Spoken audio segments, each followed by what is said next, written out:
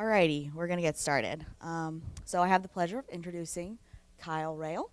He is a security strategist for 14, where he works to translate security drivers into business support programs and to create security strategies, communicate program values to businesses, and integrate board-level security concerns in operational portfolio activities. He has 20 years plus experience of security sales, consulting, management, and leadership. And today he will be presenting a talk on deep learning neural networks in cybersecurity, managing malware with AI. Please take a moment to silence all of your electronic devices, but don't put them away. We hope to see you tweeting dawn or doom. Hi. Thank you, everybody. A couple things right up front. Number one is I have nothing good to say about Indiana State. This morning, Franco, a good friend of mine, he's director of security here at school. He's like, what are you going to talk about? I said, I don't know. And he says, well, whatever you do, don't have anything good to say about Indiana State while you're here. Indiana University, sorry. All right. Now, the caveat, if anybody's from the University of Indiana University, I don't have anything bad to say either, so I'm kind of right in the middle there. Today, we're going to talk about artificial intelligence and what's happening in the world of security. There are a lot of different ways that this stuff is going. This is one slice. Keep in mind, this is one little narrow slice of what we're doing with artificial intelligence when it comes down to IT systems and how we protect them. So we'll start off with a little bit about me. You heard some of the background. I've also got 21 years in the military. I started out in the Air Force playing with nuclear weapons and things like that. And as if that wasn't bad enough, then I went over to the Army as an officer and was flying helicopters, Cobras, Blackhawks, et cetera. I was a test pilot, threat officer, had various leadership roles there. Then I got out and I've had right at about 20 years of security industry work. I've been at NASA JPL when Cassini did its gravitational slingshot around the Earth. We just saw it crash into Saturn, do its burn up for the last run, right? I was there when it was coming around the Earth. We had some folks that were scared it was going to crash into the atmosphere, and it had a little Back to the Future reactor in it with some uranium and all the other stuff, and kind of a cool little thing because there were no solar panels if you looked at it. It was too far out of the band for it. So anyways, Delta Airlines, Chicago Mercantile Exchange, Humana, Hawaii Electric Company, USAA Insurance, Corning, just tons of industries, lots of places. Franco and I work together at a lot of these places together, as a matter of fact. And so I've been a consultant, I've been a practice manager, director of security, CISO. I've had these roles and things like that. So I've done everything from having to kick the can as far as implementing to determining what was going to be implemented from a program level. I'm currently a strategist at Fortinet. What I do is kind of help people to understand technology, the human resource factor, business unit needs into solutions. I'm not here to sell you Fortinet. All right, if that's what you come out of here with, please don't. In fact, let's forget the F word. We're going to drop the F-bomb right now. No more Fortinet. So anyways, I like to build things, assemble things. I just like making things. I have a nice telescope at home. I do some winemaking, piano music, painting, etc. I have more hobbies than common sense or time at this point in my life. And there's a boss at my house. It's a little dog, a papillon. And papillon means butterfly in French. It's because of their ears with the hair, and they're really cute and they're fun. And she likes me. I like her. She's a great little girl. Chrissy. And Chrissy, instead of papillon, people ask what she is. I say she's a happyon. It's one of the happiest dogs on the planet, honestly. And so the other day I was in the bookstore. I went ahead and got the appropriate hat for the occasion for this talk. And while I was there, every year we dress her up as something. Last year she was a spider. She had these 8 black legs hanging off of her and this sparkly, glittery, 2 eyes, bug eyes up here, and it was really funny. But this year we're going to go ahead and dress her up as the Purdue cheerleader. And that's because, just like the cheerleaders, happy, friendly, just lovable. So anyways, let's get into the talk that we're here for. We have different things that we envision when we mention artificial intelligence. Of course, there's that electronic brain that's vacuously looking off into space, determining our futures, creating our instances of clarity, if you will, with electronics and things in our hands. And then we have the scary things that go on as well. We had this Facebook emergency shutdown, you know. Everybody was scared that the world was going to get Zuckerberged. And for those of you who like Rick and Morty, it's a real word, Zuckerberg. And it was the perception of this news event was that they had two AI systems that were communicating. And they got into some weird language, some strange, unheard of language, and they had to pull them apart.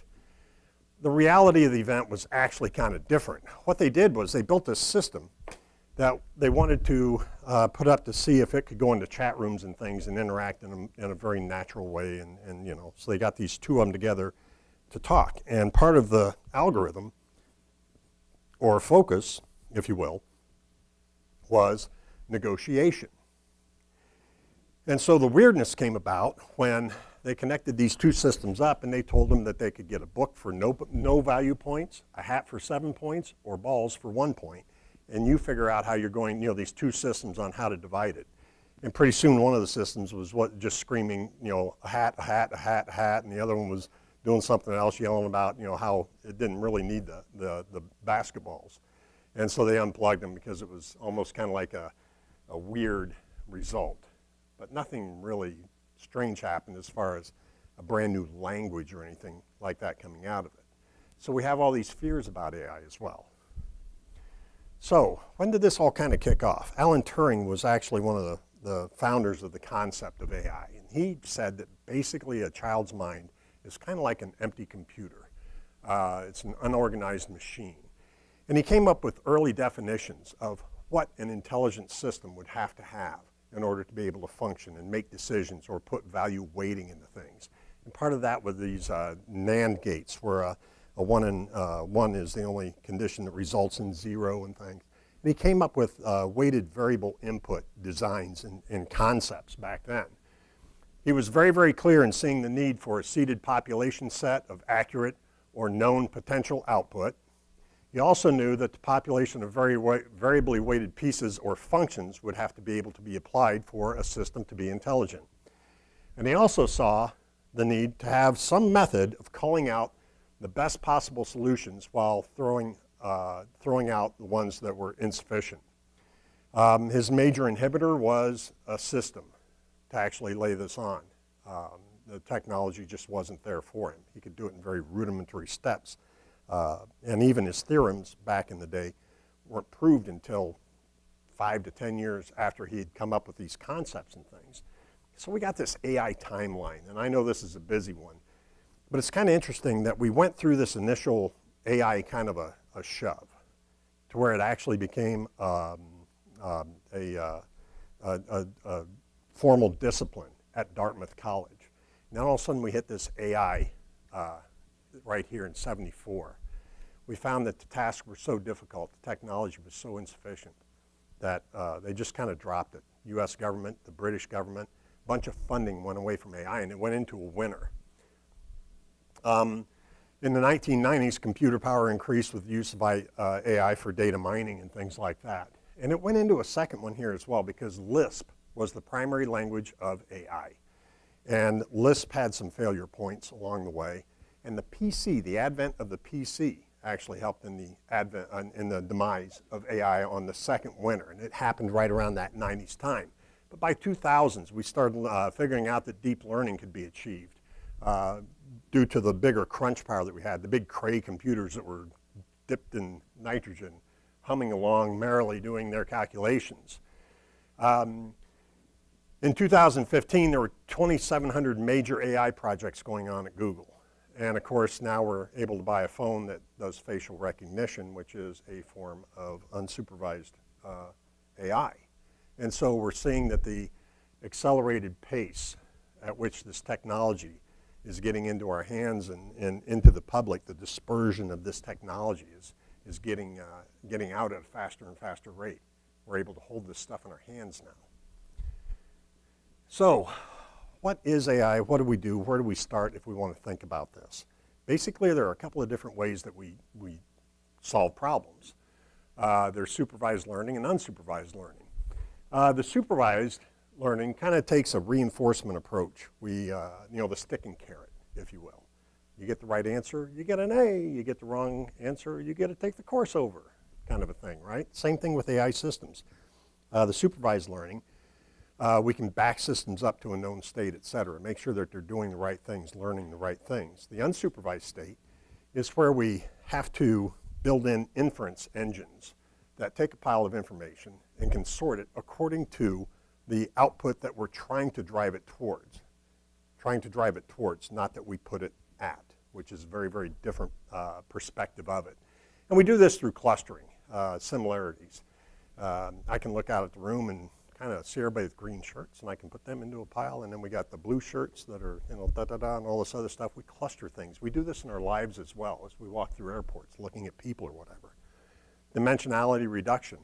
It's just your deductive reasoning. Some of the earlier AI issues revolved around the fact that Mr. Brown is a Republican. Mr. Brown wears black suits. All Republicans wear black suits, and that didn't work, so we had to come up with different inference type of capabilities, but it's that deductive reasoning that we build into these platforms.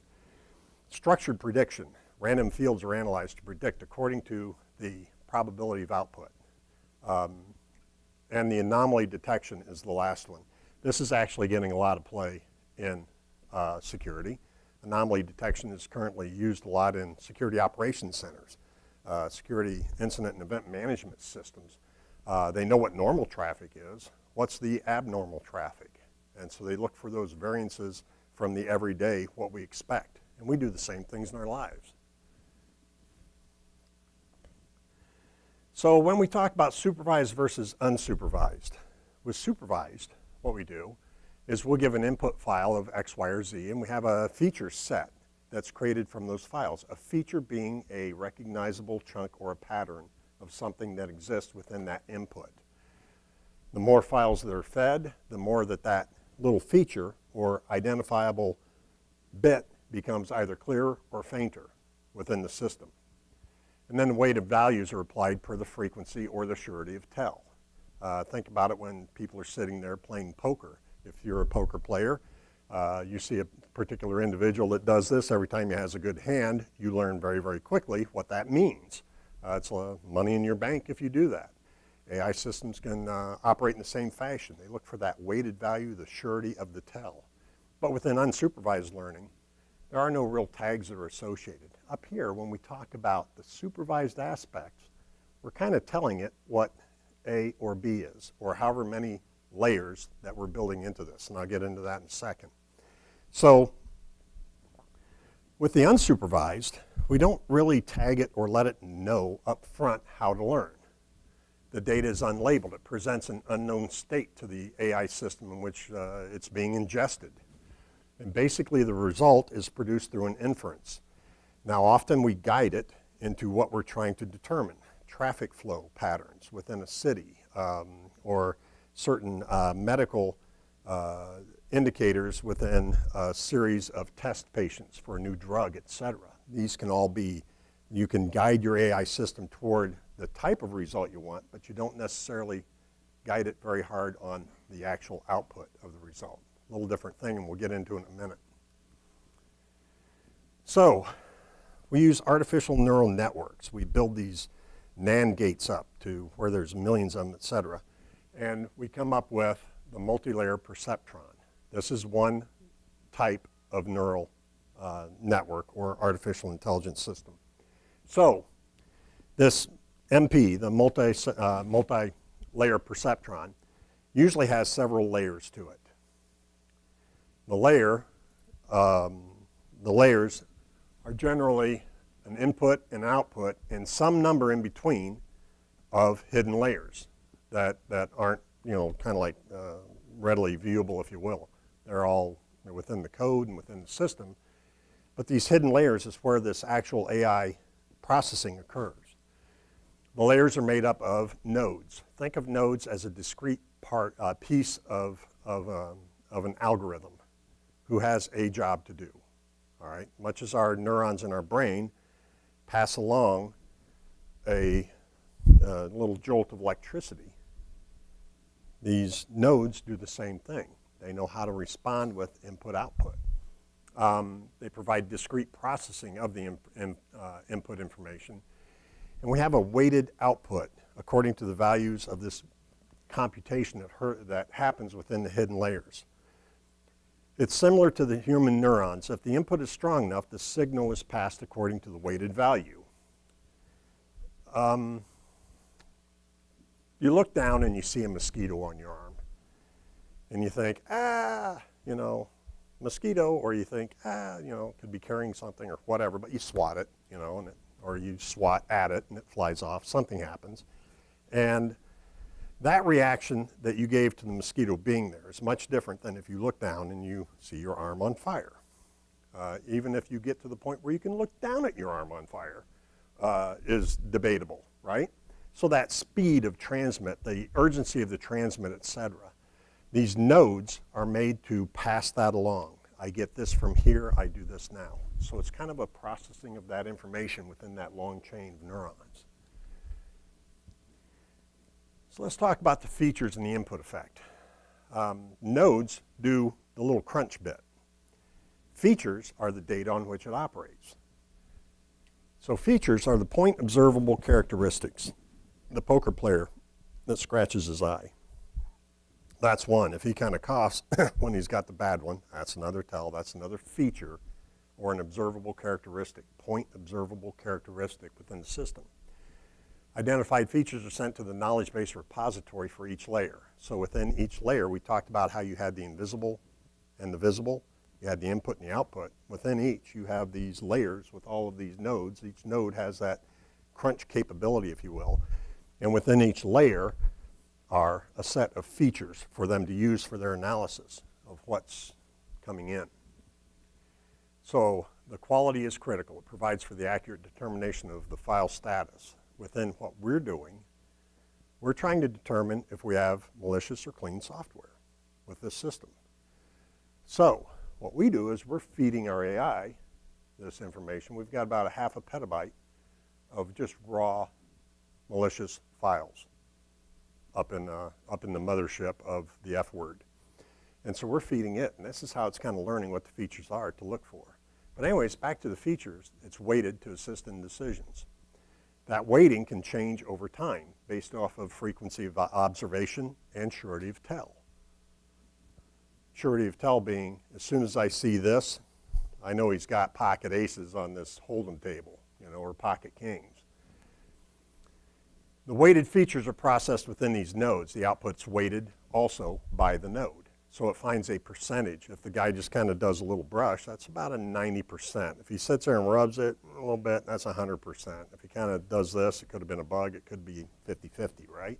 Who knows? But the output's weighted based on the presence of these features. And then weighted output is passed to the next layer for continued processing. And there's a little kind of a example of the algorithm that's basically used within this type of a artificial neural network. So let's talk about how did we get to where we have to rely on artificial intelligence to help us with something that seems like we do pretty well with, but we have these little points that blow up, these little equifaxes still going on. So we've got to get better. We've got to get a lot better at it. But what's the history behind this stuff? Earlier on, malware goes back to the 90s. We had ransomware goes back to, I think, 19. I don't know. I won't do the conjecture on that one. But it goes back quite a ways.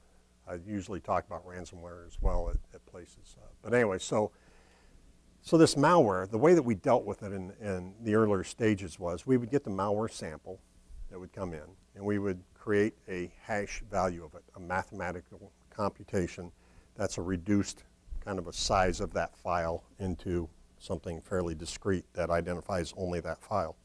And we would take that hash, and we would use it to hash anything coming in that we suspected of being a virus, and if it matched, it got tossed out. And of course, The inefficiencies of doing that were obvious as things progressed, primarily because the size of the database that you had to go against for all of these hashes, it started getting into hundreds of thousands, millions, hundreds of millions of hashes. Got to be a little bit too much for a single system out there to be able to store and handle and to go through. And so then we went into kind of a generation 2 model of malware management, which is where a lot of companies are operating right now. And what it is, what we do is we pop it open and we look for contents in the behavior or contents in the actions that this malware takes. Here's how it works. The Apache Struts exploit that hit Equifax was the payload within some kind of a file. I didn't really hear how it got in there, if it was a Word document or if it was walked in the door on a thumb drive, whatever. That was the actual malware payload, and that was meant to blow out on the network, collect information, set up command and control server back on the dark web, get that communications going, let them know what they have for systems here so that they can start walking through, get their foot in the door and walk through the systems and steal the data that they wanted to steal. That was the payload part. There's typically a wrapper around it. That wrapper is an Adobe document, a Word document, an invoice, from a friend of yours saying, hey, you know anything about this? The real value of that information that was stolen at Equifax isn't necessarily, it's not all about you. It kind of is, but it's kind of not.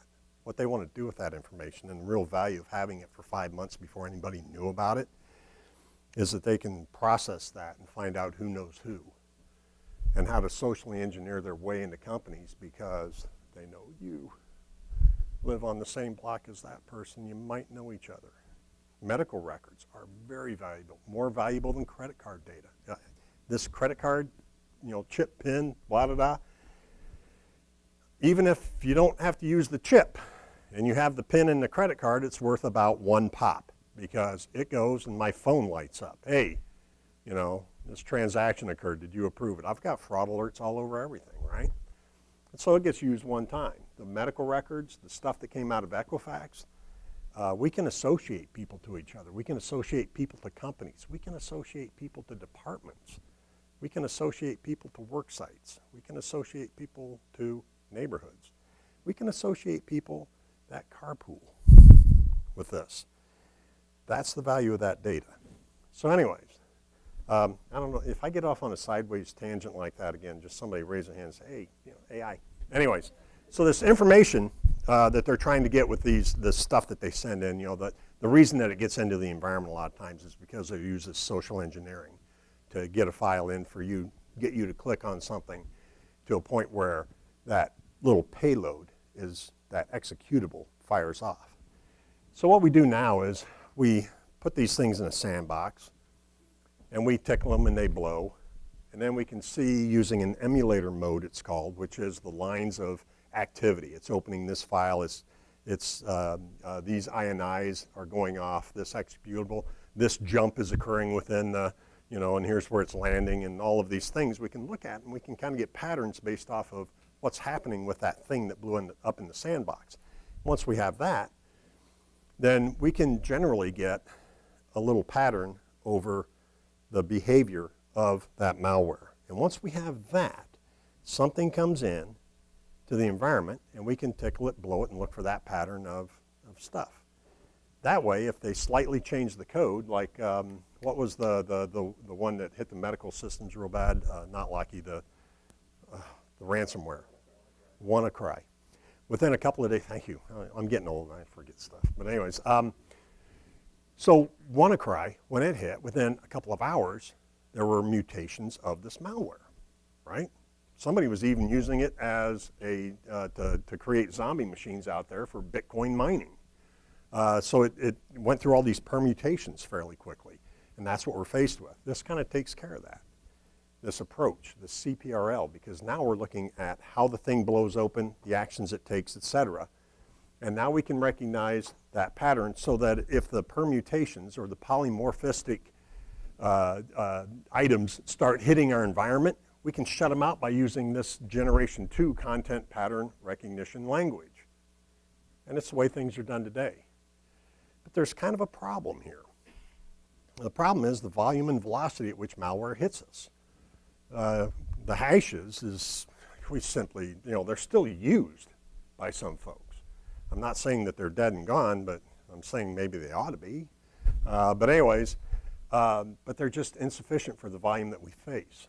Generation 2, even within that F word, we have hundreds of thousands of security devices around the globe that are sending us samples to analyze, to look at, And we get into, and this is after it's already gone through that perimeter analysis. So if something is still kind of suspicious, it'll get fired back into us, and we'll take a look at it.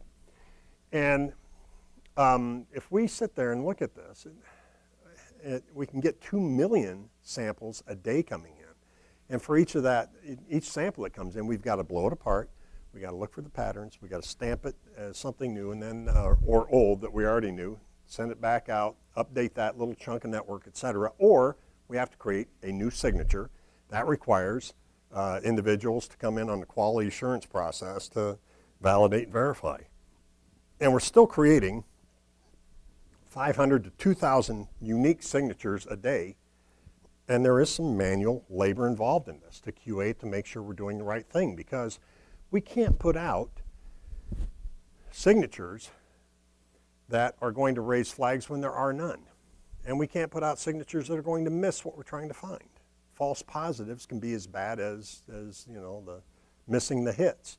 So what do? We still have these large levels of labor that are involved in what we're trying to do. So we came up with our solution, which was to create an advanced neural network architecture. And we wanted to look for the ability later on to look beyond just simple patterns. We want to look at electronic voltage use and things like that. So we came up with basically the SED system, and here's how it works on an individual node within a layer type of an approach. So we have a malicious layer, and we have a clean layer. Input, output. These are your hiddens, pretty much, in the background of this, right? So within this malicious layer, we have features that we know that malware contains, right? So we'll fire something in, and the malicious layer takes a piece of ones and zeros, whatever it may be. Does it exist or not? About a 90%. So we'll give it a plus 90. Goes to the clean layer. The clean layer has its set of features that identify clean pieces of the attachments, the little files and things. And it goes out and it gets its thing. It says, was it there? Maybe about 20%, So the net result is probably malware, all right? So now that's simplistically kind of what happens on each node. It's picking up, it's looking for, and it's weighting it and throwing it forward, right? Now we go and we do that 1.9 by 2.9 billion times. Understand that every node connects to every node going forward, all right? So you guys do the math on multiplying that out, but it's a lot of zeros. Now, mind you, this is pretty impressive for what we've created here, right? But honestly, that's about the same neural connections as an earthworm. Very powerful system, though. But anyway, so we've got these features that are built within each one. We've got these 1.9 billion features laying underneath these 1.9 nodes for doing that computation, that roll forward computation, to see what we really have for a net result on the other side of it. Layers, nodes, and features equal learning.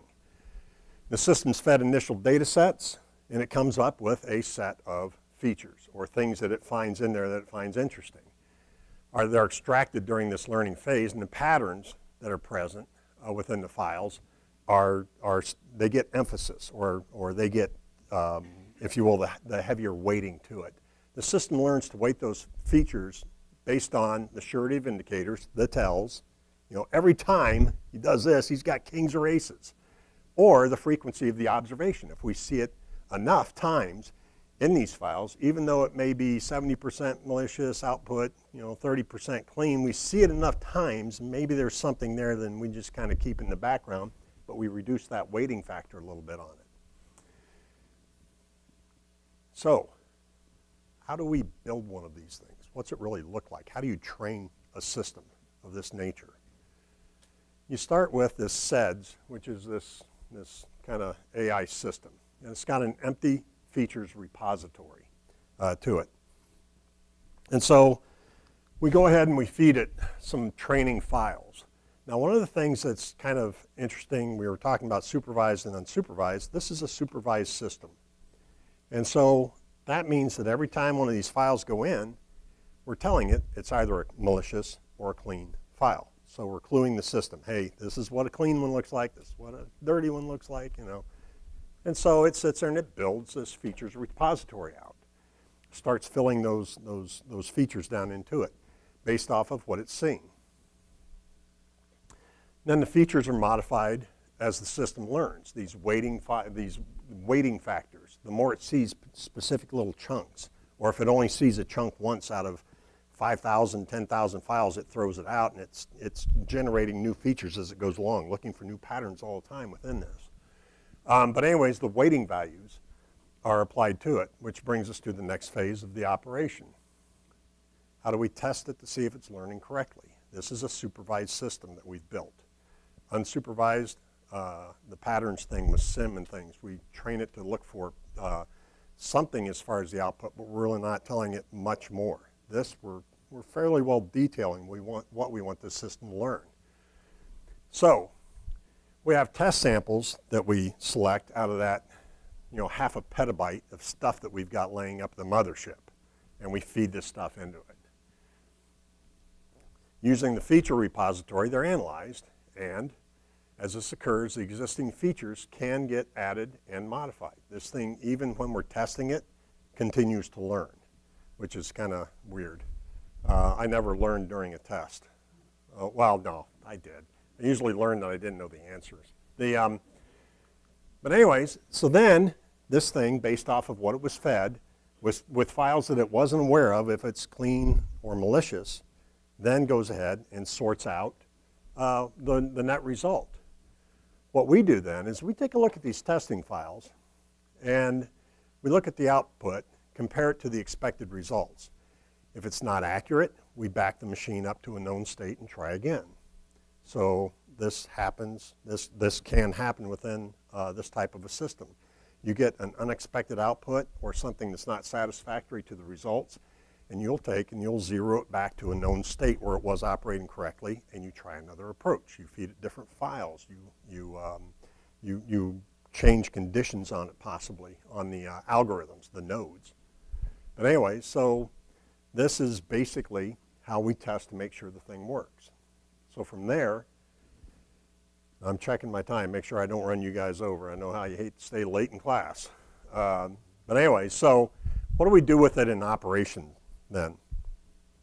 So unknown files are now flying into it. It's been learning. We've checked it. It's doing the right things. The output is correct to the input. We're happy. So we take these raw samples and we start firing them into the input layer. They get hung up one place or the other based off of the features. We have surety it tells something gets kicked out immediately as malicious or clean. If it doesn't, it keeps churning through this process to try to determine it. So we have all of these files kind of firing in. While these things are coming in, the feature set is also being constantly improved, like we said before. The weighting values may change. We may see a new strain of virus come in, something interesting to us. And then, of course, we have the output. And the output is the determination if something, an attachment, a file, whatever it is clean or malicious in nature. What we want to be able to do with this is the quantity of features does not change over time. The interesting thing is that the learning part of this is the features actually get to be more and more clear as this thing gets more and more examples and things like that, and it continues to learn. So it becomes much more sure in its ability to tell us if something's clean or dirty.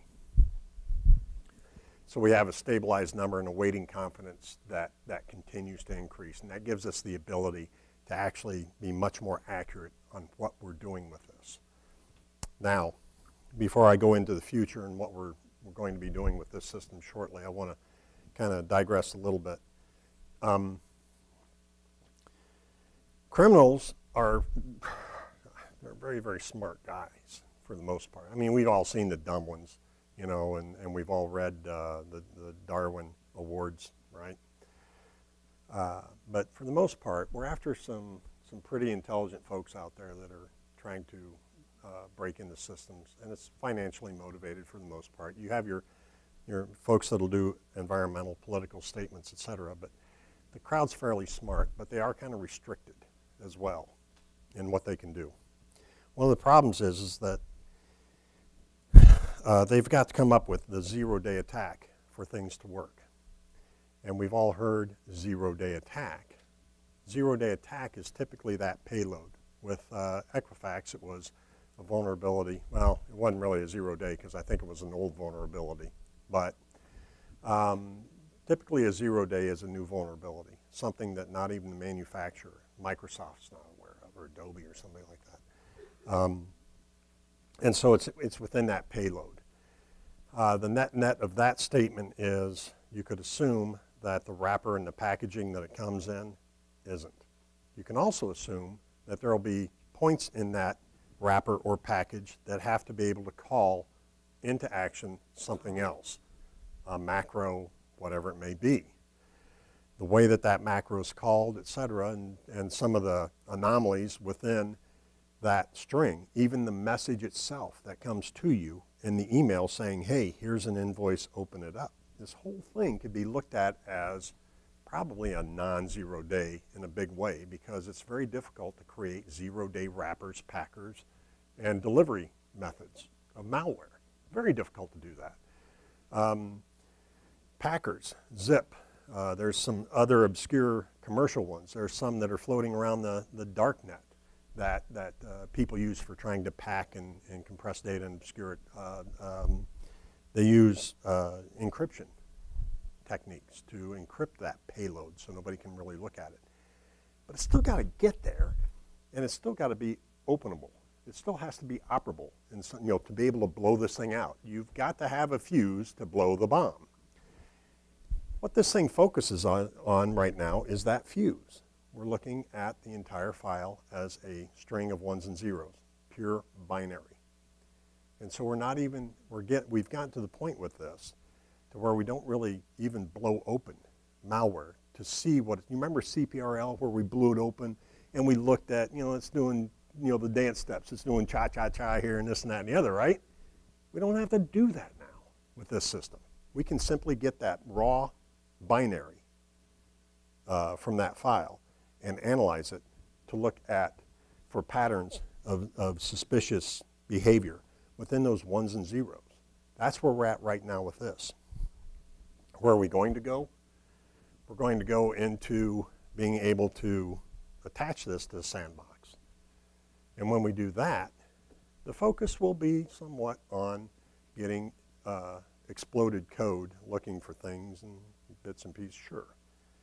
But more importantly, AI tied to the sandbox, the focus is going to turn, if you will, toward being able to get something to explode and pop open, because the bad guys are getting very, very good with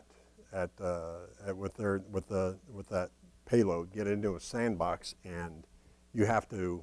It almost verifies you're a human in several different ways before it'll do anything. The way you move your mouse, certain activities, behaviors, et cetera. And so the AI is going to be on the front end of anti-sandbox usage, as well as blowing it open. But what does that mean right now for what we're doing with AI? Where this is going to go, the SED system, the self-evolving detection system, for just looking at those wrappers and packets that the malware comes into, it'll be up there and operating back in the mothership, the full-blown version that we just saw, 1.9 by 2.9 billion. And that'll probably grow over time. We'll add to it. So what we're going to do, the plan is take an extraction filter. And we're going to extract the highest, surest tells.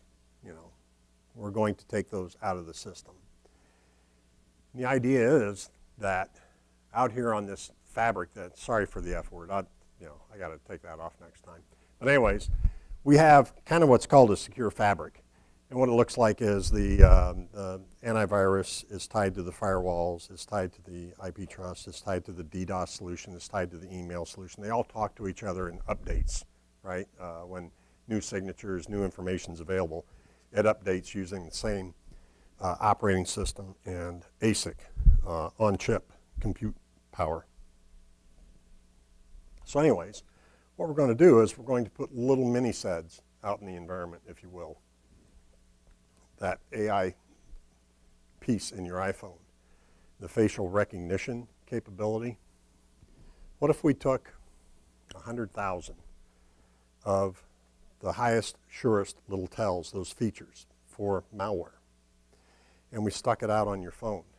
Now, you're in a corporate environment, and you've got endpoint protection. Part of that endpoint protection, instead of using this traditional antivirus that chews up a lot of stuff, why don't we do something a little bit slicker, a little bit faster? Stick a small AI out there with just a handful of the sure tells in relation to the 1.9 billion, 100,000 of them, something like that, and have it chew through it.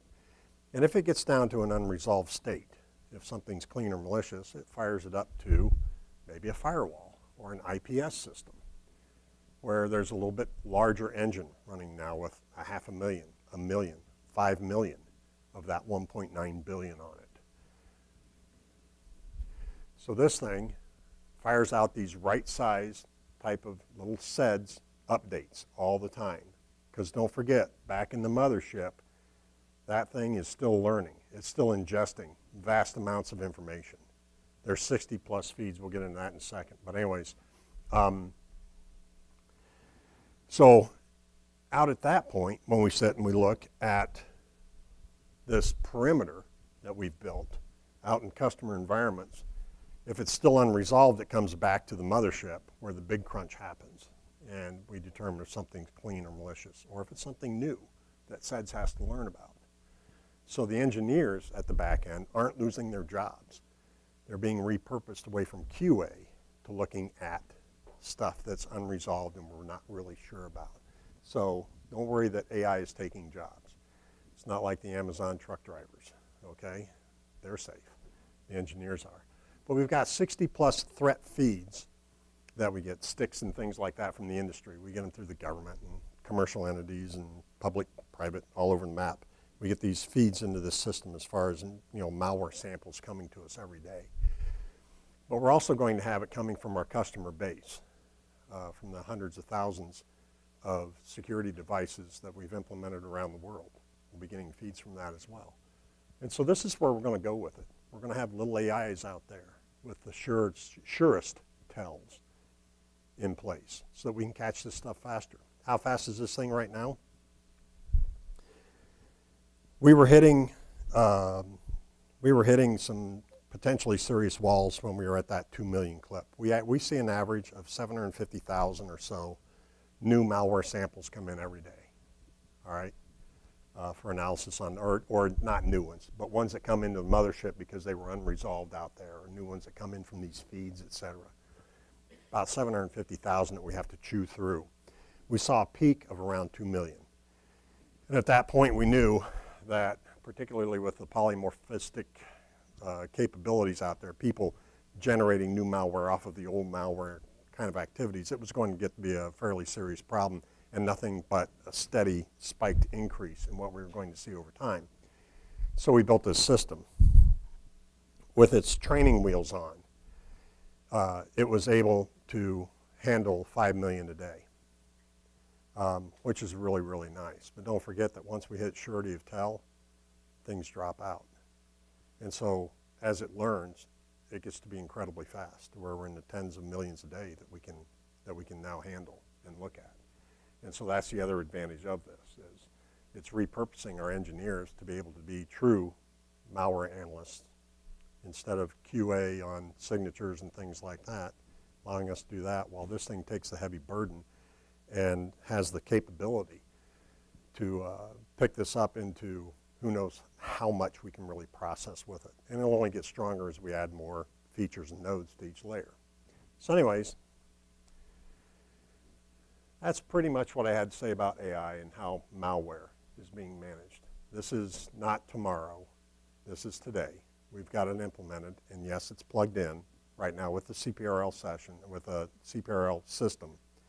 And yes, it's reducing the workload significantly, QA side, while it's improving our ability to do more of our focus, which is the malware analysis. Any questions or anything? Anyone? Or you can hit me afterwards. But regardless, thank you so much for attending. I appreciate it.